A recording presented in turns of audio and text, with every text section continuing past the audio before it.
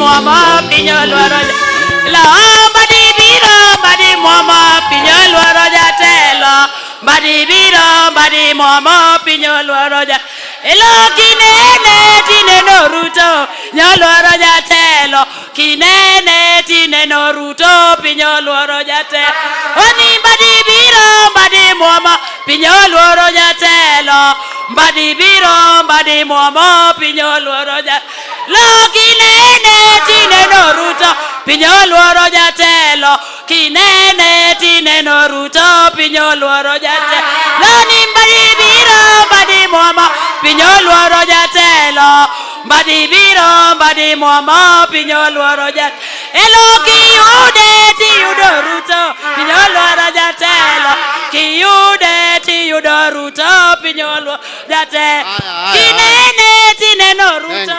Thank you. Aya. Tukae kaeni. Aya. Thank you. Tukae. Let's have our seats, please.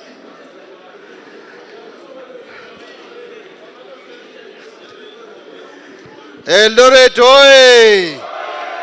Eldoret oye! Eldoret TV!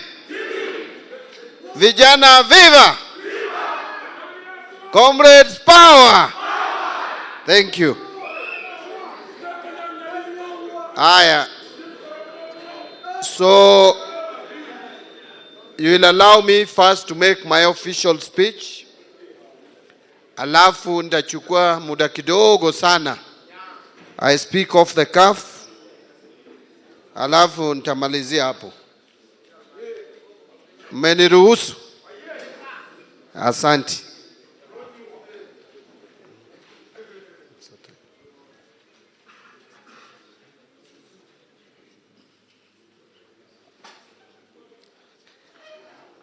So representatives from the University Students Association, esteemed student members, members of the business community, members of the Bunge la Wananchi, Member of Parliament for Keses constituency, my friend, professional colleague and brother Julius Ruto, my two principal secretaries, the county commissioner, ambaye leo sisi ni wageni wake, the county government led by the county secretary and members of county assembly represented here, other distinguished guests, wafanyikazi wa serikali ya juu na ya county. Kuna mtu nimewanja nje? Jua kali sector, Bunge la Wananchi, the business community. Wacha nimalizie kusema distinguished guests, ladies and gentlemen, good afternoon. First, I want to make it clear that this process that we are undertaking today, this engagement, is not an academic exercise. We have deliberately made a decision as National Treasury to engage the public. When I got into this office, I made a promise to the people of Kenya that I'm going to demystify what National Treasury is all about and make it an institution that interacts with the people we serve, because we work for you. And therefore, the exercise that we are carrying out today, which began from Migori, is going to cover 7 regions of this country if you leave out Nairobi. But we are going to have 8 engagements. For Nyanza region, we had the engagement in Migori. For the Western region, yesterday we were in Kakamega. Today we are here for the North Rift region because Rift Valley is very expansive. From here, we will have engagement in Nakuru for the South and Central Rift. And then I will proceed to Kiambu for the Central region. Lastly, we will have the last leg, which will begin from Garissa for the Northern Kenya region, we go to Kilifi for the Coast region, and finally, we will end with Meru for the Eastern region. During these engagements, we will be listening to Kenyans, especially the young people, because the youth form 75% of our population. That is a population that you cannot ignore.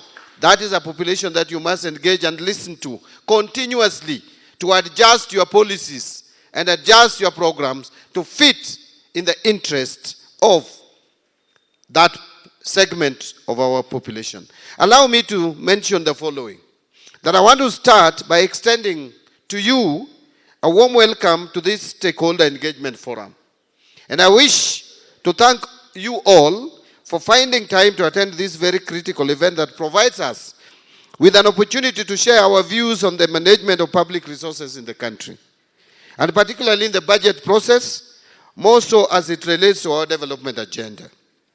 This process builds up onto not only from the meeting that I held on the 10th of December 2025 in Nairobi, where I launched the National Budget Students Forum with the sole purpose of embedding a youth-centric perspective into our national economic decision-making processes. But it's also from my previous engagements with Bunge la Wananchi on budget process. I'm sure you still remember my engagement at Jivanji Garden last year. And that engagement proceeded or went on to Mombasa, and we even held an engagement in Kibra at night to just discuss our public policy issues as regarding the budget making process. So during this launch, which took place on 10th of December, it was agreed on the need for a wider engagement with the youth of this country in their respective regions on matters pertaining to public finance management. But further to that, further to engaging with the youth, in view of the recent government efforts on privatization, it has also been deemed fit to broaden this engagement to include the business community and the Bunge la Wananchi for a more comprehensive stakeholder information and participation. That is why today, apart from the youth, we are also here with representation or representatives from the business community and also representatives from Bunge la Wananchi and even the county governments and the national government, so that we can understand what is this animal in the room called privatization. And I will come to that when I'm making my off-the-cuff remarks, so that you can understand what the government of Kenya is trying to do.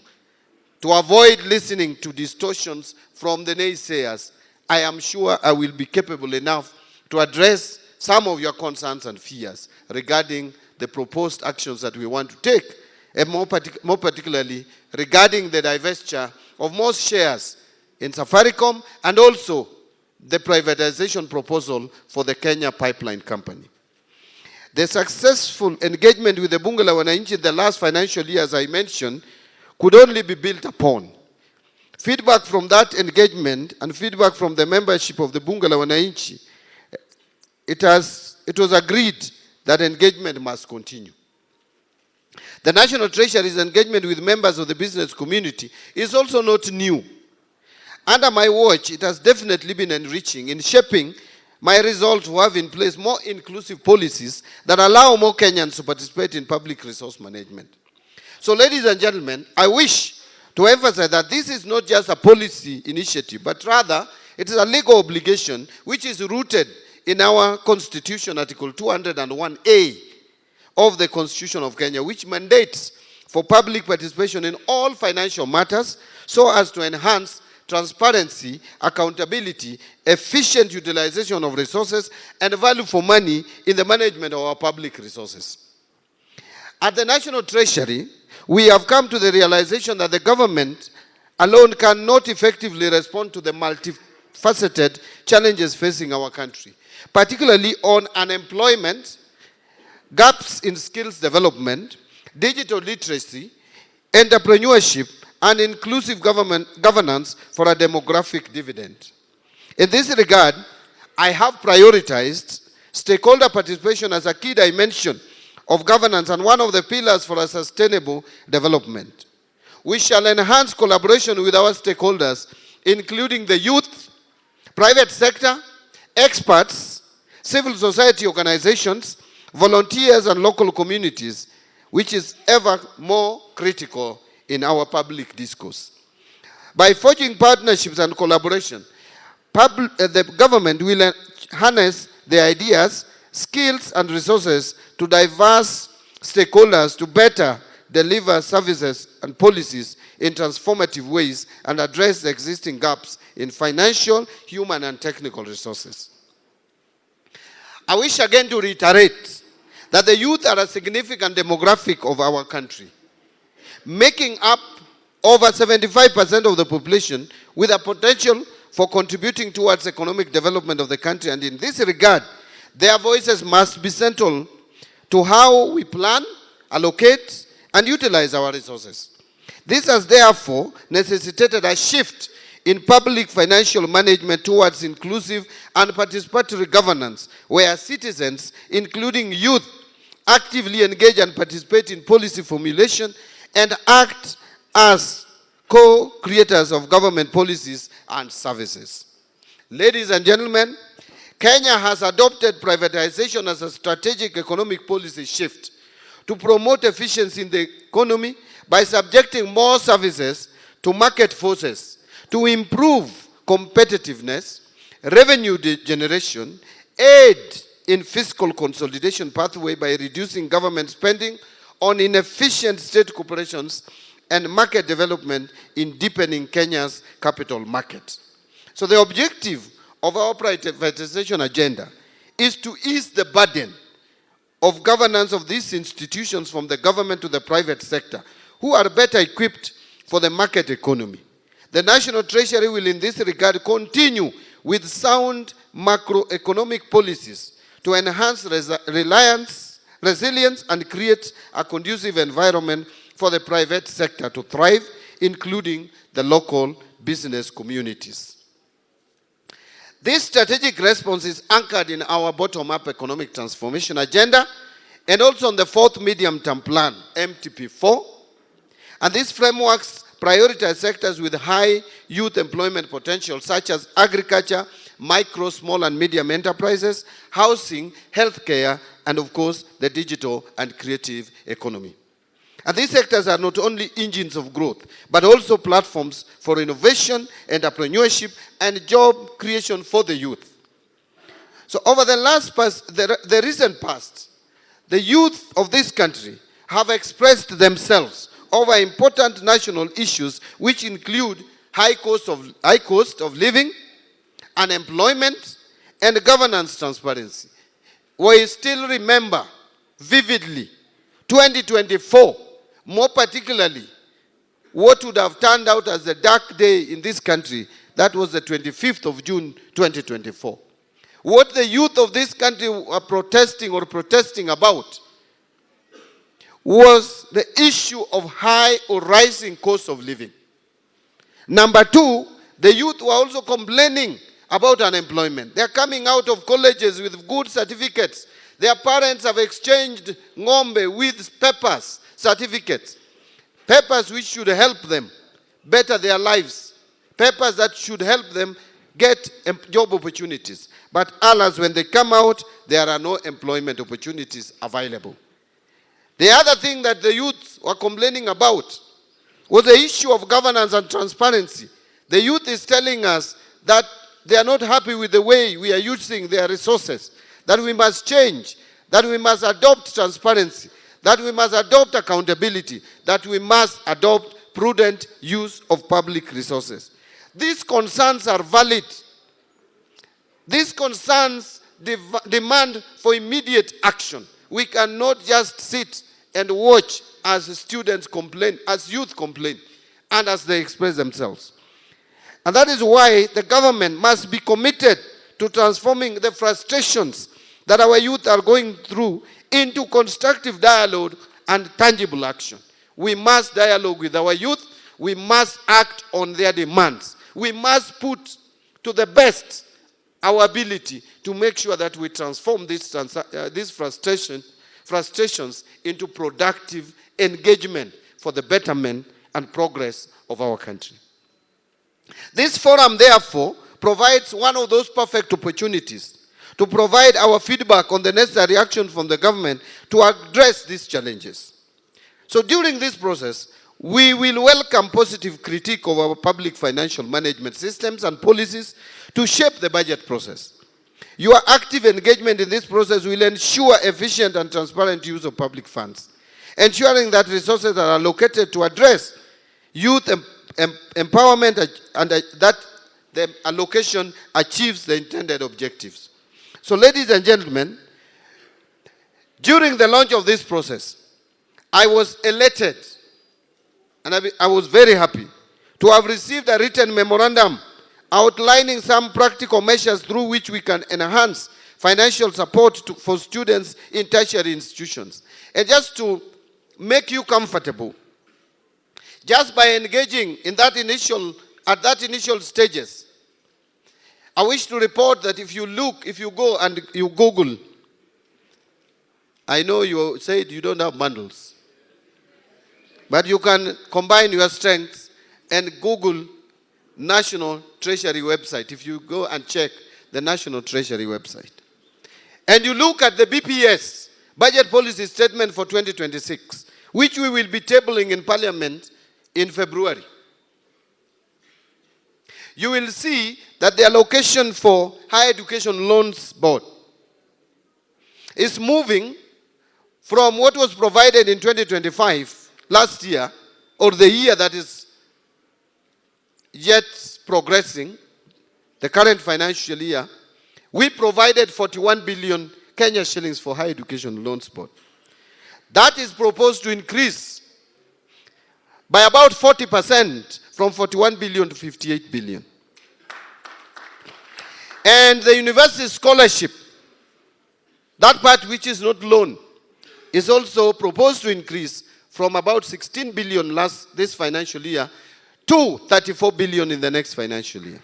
That therefore means that the two, if you add 16 billion to 41 billion, that is 57, and is likely to move from 57 to 92 billion, the two figures put together. That is a reaction to the concerns that we have got from the students. Directly, we are responding. And by the way, the budget for education is going to increase with not less than 50 billion shillings in the next financial year. But we are working on the figures and looking at our budget to see if we can even make more resources available for education, because a society that does not care and invest in education of their population is a society that is destined to collapse. That's not a society that would make progress.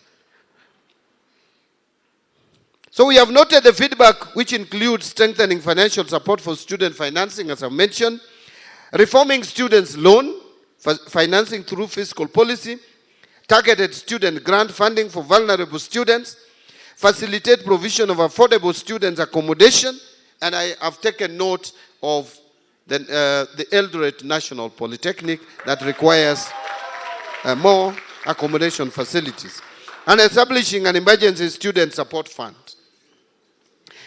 This will be consolidated alongside the views from the other regions for consolidation during the preparation of the financial year 2026-27 and the medium-term budget process.